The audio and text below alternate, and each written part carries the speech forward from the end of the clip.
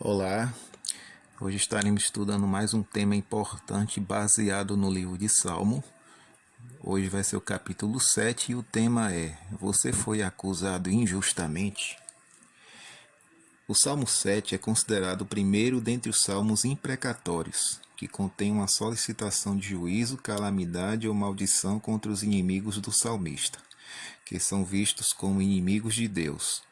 Estes salmos têm deixado perplexos a muitos estudiosos, mas devemos levar em conta o propósito deles, que são quatro. Primeiro, demonstrar o trato de Deus contra os ímpios. Segundo, dar uma oportunidade de arrependimento para eles. Terceiro, vindicar os justos perseguidos. E quatro, motivar a todos, justos e injustos, a louvar a justiça divina agora e no grande julgamento divino. O Salmo 7 é introduzido com estas palavras de Davi no verso 1 e 2 que diz: Senhor Deus meu, em ti me refugio, salva-me de todos os que me perseguem e livra-me, para que ninguém como leão me arrebate, despedaçando-me, não havendo quem me livre. Davi faz uma declaração diretamente a Deus, afirmando que ele é o seu refúgio. Toda oração geralmente começa com uma prece de gratidão, exceto quando a alma está atribulada. E esse era o caso daquele homem que agora clamava dizendo: Salva-me e livra-me. Ele não orava por salvação do pecado, ele orava por livramento dos seus inimigos que o perseguiam como leão. Davi conhecia a força destruidora de um leão. Ele via leões destruindo vidas inocentes e indefesas, e certa vez, quando era jovem, ele apacentava as ovelhas de seu pai, e viu um leão levando uma ovelha em sua boca. E ele correu atrás do animal, tirou a ovelha da boca do leão e o matou. Mas agora ele temia um inimigo que se comparava a um leão mais forte do que ele, que podia arrebatá-lo, despedaçando-o, sem chance de escapar, sem uma possibilidade de livramento. Que palavras desesperadoras! Não havendo quem me livre, parece bem com as palavras que são retratadas pelo apóstolo Paulo em Romanos 7:24, que diz: Desventurado homem que sou, quem me livrará do corpo desta morte? Mas Paulo não falava de si mesmo, porque ele conhecia o seu libertador. Ele falava de um homem perdido que, embora conhecesse a lei de Deus, desconhecia o Salvador. Davi conhecia o seu libertador, mas falou desse modo para ressaltar a sua desesperança, se ele não tivesse a Deus como seu refúgio. De fato, se não fosse a ajuda constante de Deus, seríamos despedaçados pelo nosso maior inimigo. Satanás é comparado a um leão que ruge procurando alguém para devorar. 1 Pedro 5, verso 8. Os leões são traiçoeiros e se aproveitam das fraquezas de suas vítimas. E assim age Satanás e todos os nossos inimigos que nos ameaçam e rondam procurando uma ocasião oportuna para atacar pelas costas, a fim de nos destruir. Mas como Davi, nossa única esperança está em buscar o refúgio em nosso poderoso Deus. A acusação, versos 3 e 4 diz: Senhor meu Deus, se eu fiz o de que me culpam, se nas minhas mãos há iniquidade, se paguei com mal a quem estava em paz comigo, eu que poupei aquele que sem razão me oprimia. Primeiro, Davi foi acusado falsamente. Ele usa as mesmas palavras que usou no verso 1, dirigindo-se ao Senhor, Senhor meu Deus, porque estas são as expressões de alguém que está ofendido e profundamente angustiado, sem poder achar uma solução para o seu caso.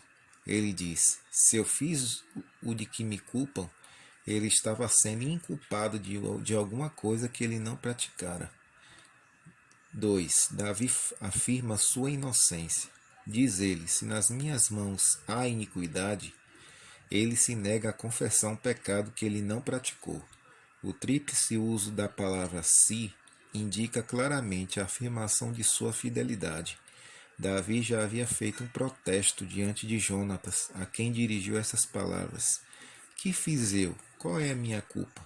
E qual é o meu pecado diante de teu pai que procura tirar minha vida? 1 Samuel 20, verso 1. Ele tinha uma consciência limpa e era fiel e verdadeiro. Terceiro, Davi revela o crime de que o acusavam. Notem o que ele diz: se paguei com mal a quem estava em paz comigo. Isto se refere ao rei Saul, porque logo ele acrescenta: eu que poupei aquele que sem razão me oprimia. De acordo com o título, o salmo foi escrito com respeito às palavras de Cuxi. Esse homem era um parente de Saul, da mesma tribo de Benjamim. Ele havia caluniado a Davi, acusando-o de conspiração contra o rei Saul, a fim de matá-lo. Quando Davi se defrontou com o rei Saul, disse-lhe: por que das tu ouvidos às palavras dos homens que dizem: Davi procura fazer-te mal? 1 Samuel 24, verso 9. Esta foi a explicação de Davi ao rei Saul quando foi instigado a matar o rei Saul, o seu inimigo opressor. Os teus próprios olhos viram hoje que o Senhor te pôs em minhas mãos nesta caverna, e alguns disseram que eu te matasse. Porém, a minha mão te poupou, porque disse: não estenderei a mão contra o meu Senhor, pois é o ungido de Deus. 1 Samuel 24, verso 10. Davi tinha mostrado claramente sua inocência ao poupar a vida de Saul, quando ele podia tê-lo matado facilmente. Este é o fato.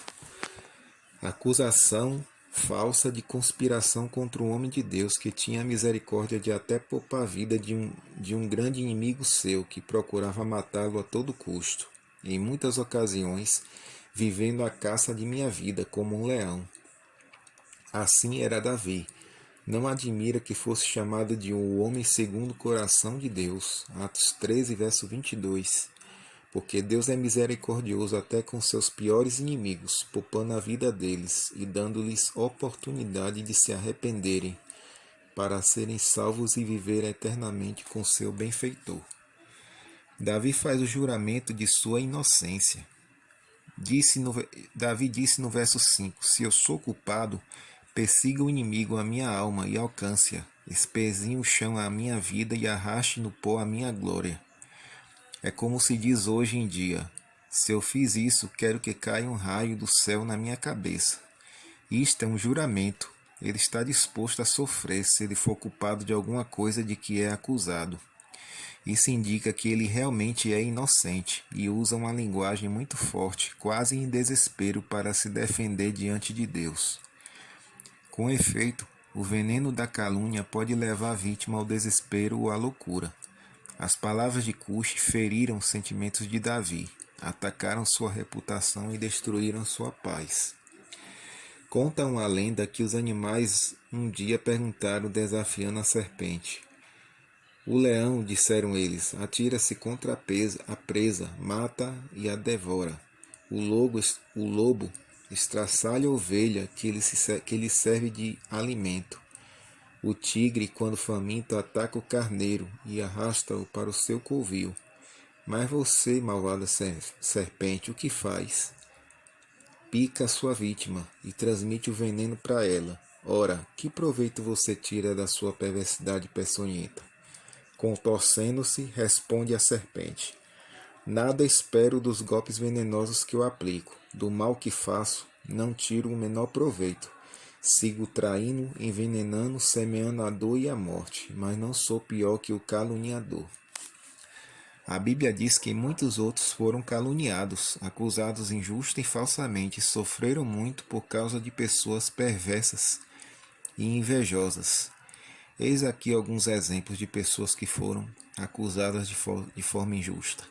Primeiro, José do Egito foi acusado injustamente de seduzir a mulher de Potifar.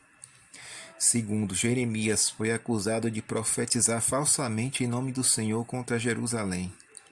Terceiro, Daniel foi acusado de rebelião contra o decreto do rei Dario. Quarto, Paulo foi acusado pelos judeus de ensinar contra a lei.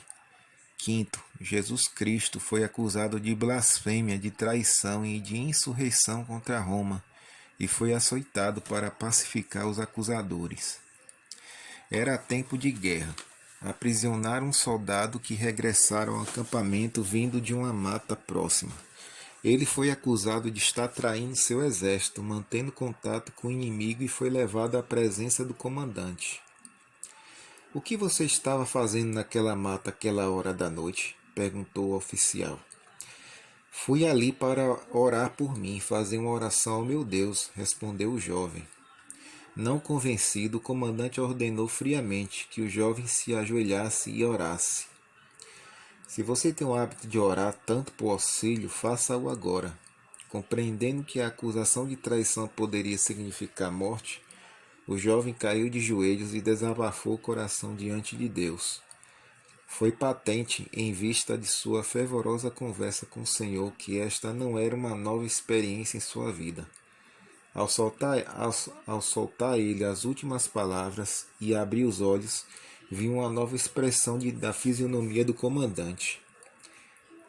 Ergue-te, disse simplesmente o oficial. Pode ir embora. Creio no que você disse. Do contrário, não poderia fazê-lo tão bem como fez agora.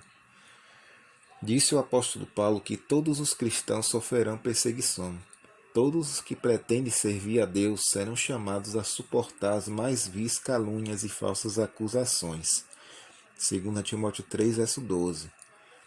A Bíblia também diz que Satanás nos acusa de dia e de noite. Apocalipse 12, verso 10. Portanto, o Salmo 7 contém uma grande mensagem de conforto e esperança para todos os cristãos. Esta é também uma mensagem escatológica, porque traz uma grande consolação a todos que no tempo do fim são injustamente perseguidos. Ele contém um grande encorajamento para o remanescente fiel quando for vítima das maldições do conflito final com os poderes das trevas e quando for acusado falsamente. Julgamento. Davi apela para a intervenção divina. Ele disse no verso 6 o seguinte: Levanta-te, Senhor, na tua indignação. Este é um apelo para que Deus tome uma iniciativa e intervenha a fim de julgar o seu caso. Ele estava sofrendo horrivelmente pela língua caluniosa dos seus inimigos e de Cuxi em particular. Mostre a tua grandeza contra a fúria dos meus adversários. Isso demonstra claramente que os seus inimigos queriam destruí-lo e estavam ferozes contra ele, mas ele sabia que Deus estava indignado contra eles. Toda acusação será levada a julgamento, se não dos homens, o caso será levado a julgamento divino. Toda palavra proferida tem as suas consequências, ou para o bem ou para o mal de quem a proferiu. Disse Jesus Cristo sobre este solene assunto: Digo-vos que de toda palavra frívola que proferirem aos homens, dela darão conta no dia do juízo, porque pelas tuas palavras serás justificado, e pelas tuas palavras serás condenado. Mateus 12, versos 36 e 37. Essa é a nossa primeira parte da nossa reflexão. Deus abençoe vocês.